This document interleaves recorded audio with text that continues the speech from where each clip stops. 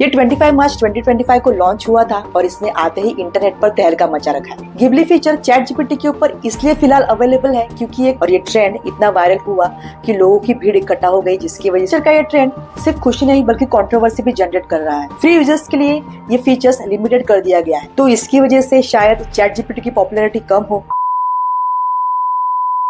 दोस्तों ये Ghibli studio से इंस्पायर्ड एक इमेज जनरेशन फीचर है जो चैट जीपीटी का लेटेस्ट मॉडल GPT-4o का पार्ट है। ये 25 मार्च 2025 को लॉन्च हुआ था और इसने आते ही इंटरनेट पर तहलका मचा रखा है।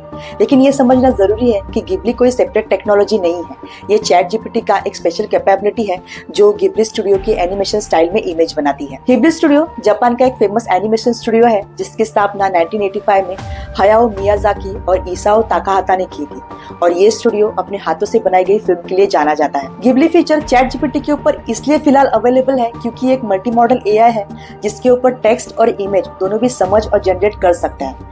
बाकी सारे चैटबॉट के ऊपर भी इमेज जनरेट कर सकता है, लेकिन उनकी टेक्नोलॉजी अभी उतनी एडवांस नहीं हुई है जितनी चैट GPT-4o की है। गिबली स्टाइल इमेज जनरेशन के लॉन्च के बाद चैट जीपीटी फिर से एक बार ट्रेंडिंग टॉपिक बन गया, नहीं तो अब तक ग्रॉक ही चर्चा बटोर रहा था। लोगों ने अपने इमेज को गिबली के मैजिकल वर्ल्ड में बदलना शुरू कर दिया और ये ट्रेंड इतना वायरल हुआ कि लोगों की भीड़ इकट्ठा हो गई, जिसकी वजह से सर्वर डाउन हो गया। 30 मार्च 2025 को सिस्टम के ऊपर प्रेशर आ गया और ये इस बात का सबूत है कि लोगों में ये कितना पॉपुलर है। गिबली स्टाइल आर्ट सीखने के लिए सालों की ट्रेनिंग चाहिए होती थी, लेकिन चैट जीपीटी की वजह से ये कुछ सेकंड का काम हो गया है। लोग अपनी एक इमेज अपलोड करते हैं या फिर कोई एक प्रॉम्प्ट दे देते हैं जिसकी वजह से AI तुरंत रिजल्ट दे देता है, जिसकी वजह से ये हर किसी के लिए एक्सेसिबल हो गया है। का ये ट्रेंड सिर्फ खुशी नहीं बल्कि कंट्रोवर्सी भी जनरेट कर रहा है।